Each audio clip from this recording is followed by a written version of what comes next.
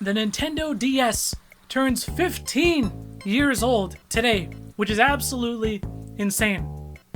For me especially, I remember getting the Nintendo DS. Came out back in 2004 on November 21st here in North America.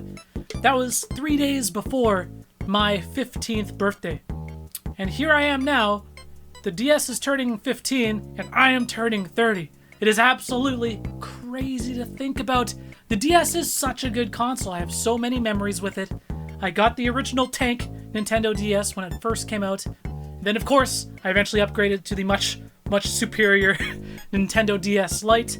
And man, this console, let me see. Let me see this. I haven't powered this thing on in ages. Let's see.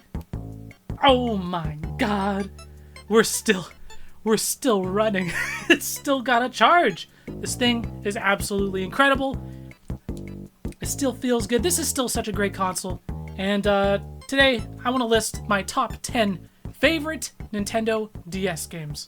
Oh yeah! Super duper duper duper Wario!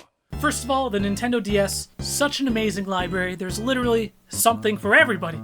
Like just remasters and remakes of classic JRPGs. Like, this is probably the best version of Chrono Trigger that you could possibly play.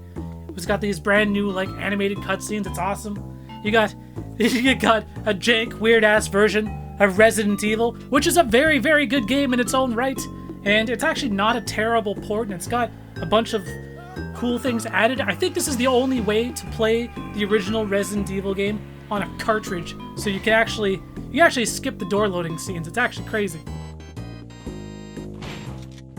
Tons of great tactics games, some of which definitely make my list. And then, of course, Pokemon. Pokemon White and Black, and then White and Black 2. Major shoutouts to these games because I honestly think that it might be the most interesting, like, narratively in the entire series. They actually have a storyline. You have Pokemon White and Pokemon White 2. That doesn't happen in Pokemon. It's actually kind of crazy. But anyways, onwards to the top 10. Hurry up, will ya? At the number 10 slot, I'm going to give it to Fire Emblem Shadow Dragon. Now, I said there's a lot of tactics games, a lot of RPGs on the console, and Fire Emblem, I mean, this is the only Fire Emblem game on the DS, which is actually kind of crazy.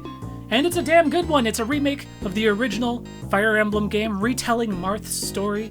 And this is like the post-Game Boy Advance games, but pre-Nintendo 3DS versions of the games. And back then, man, these games were so hard. They were so brutal. I think one of the biggest differences between the old games and the newer games is you're given way more units. You actually have so many units that you're in control of at any given time. But the trade-off is your enemies are so much stronger. They're actually really comparable to a lot of your units. So the permadeath, which is not able to be turned off in this game, it's a big deal. Like, you're gonna lose units. You're just gonna lose characters, and there's not really a whole lot you can do about it unless you want to restart every single map. The game is tough as hell. Super unforgiving, but super, super rewarding. I will say I prefer the look of the Game Boy Advance games, because those games are using, like, proper pixel art for their characters.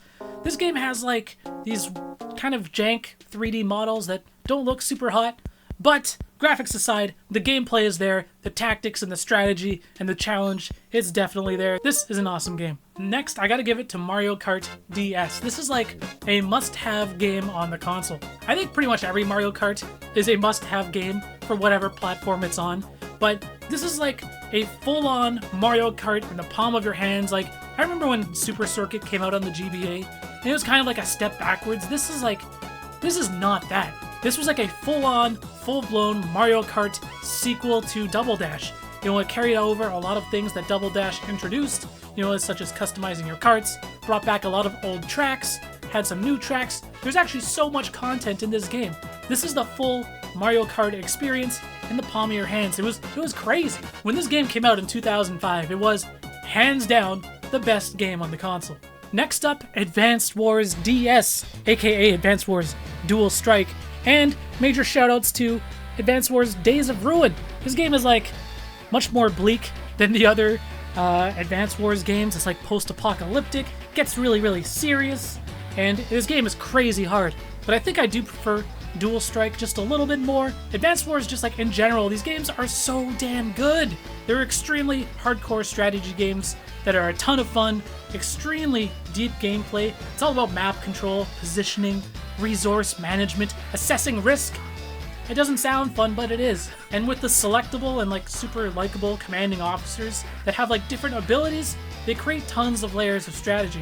And as I was capturing this footage, just like looking at this game again, I was like, damn, I forgot how good this game looks. I think it's aged really, really well, and the gameplay, just by nature a strategy game, hasn't aged a day, and it's still so fun to go back and play. Next, I gotta give it to the Mario and Luigi games, both Partners in Time and Bowser's Inside Story. These games are so charming. These are not the most difficult, most deep, most robust RPGs, but they're definitely some of the most rewarding, some of the most evenly paced. There's not like tons of grinding that you have to do. It's very forgiving. It's just a good time, and that's what it focuses on. It's got a really surprisingly funny story. I love Mario and Luigi's voices. They sound hilarious. They're not super long. They're just simply fun the whole way through. Next up is Castlevania Dawn of Sorrow. I swear some of the best Castlevania games are on like the GBA and the Nintendo DS. It's crazy. These games thrived on these platforms. Dawn of Sorrow, it's a sequel to Aria of Sorrow, brings back the Metroidvania like Symphony of the Night style gameplay.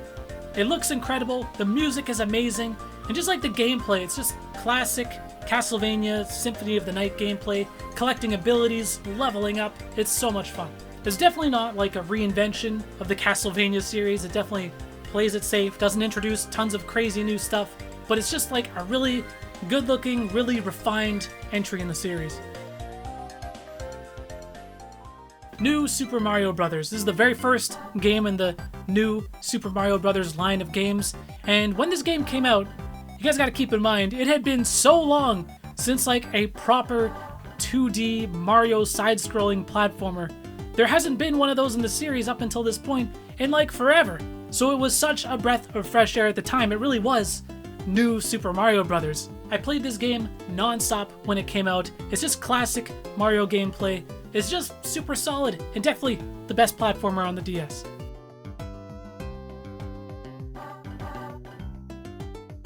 Alright, these next 4 games are hands down my most played games on the Nintendo DS.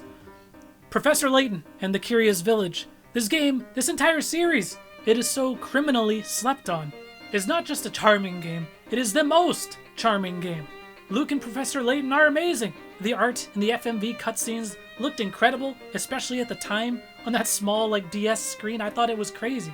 The puzzles are extremely addictive, and the riddles and the bigger overarching story that kind of ties everything together, definitely much more epic than I was expecting. You wouldn't think Professor Layton, looking at this game, would have this crazy epic storyline with this insane conclusion, but it does. It was a near perfect game for that platform. Level 5 absolutely killed it with Professor Layton and this entire series.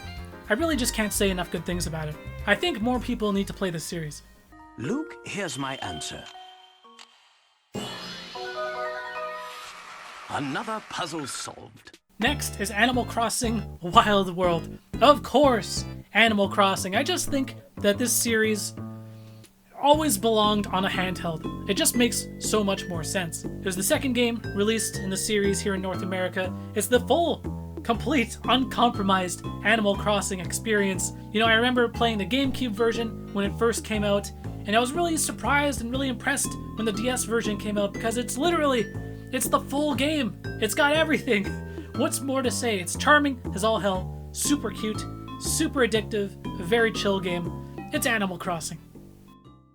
Oh my god, you guys! Pokemon, Soul Silver, and Heart Gold, these are quite possibly the most perfect Pokemon games in the entire series. It's a remake of my favorite generation of Pokemon, the second generation, so maybe I'm a little bit biased because I have tons of nostalgia. Granted, I played Red and Blue when it first came out as well, but I think the things that they added in the second generation, the new Pokemon even, were super charming. It was a completely refined Pokemon experience. It had a brand new region, plus you could go back to the previous region. It was absolutely insane. You could never do that again in any other Pokemon game. So there's 16 gyms in this game. It's crazy. And who could forget the Pokewalker? I had this thing in my pocket. I remember I was thinking to myself, man, am I too old for this shit? Nah, I was having such a blast when this came out. Because I was like 20 when this game came out, but I didn't care. I'd be out for dinner with my friends. I'd be taking my Pokewalker out of my pocket, checking in on my Lucario, seeing how many steps I had taken. I was proud of that shit. I still am. Some of the best music in the entire series, I'm telling you. To this day, Pokemon Heart Gold and Soul Silver, I don't think it's been surpassed. I think it might just be the best Pokemon game. And now for my number one, my favorite Nintendo DS game, or shall I say, my favorite Nintendo DS series. That is the fucking Ace Attorney series, man.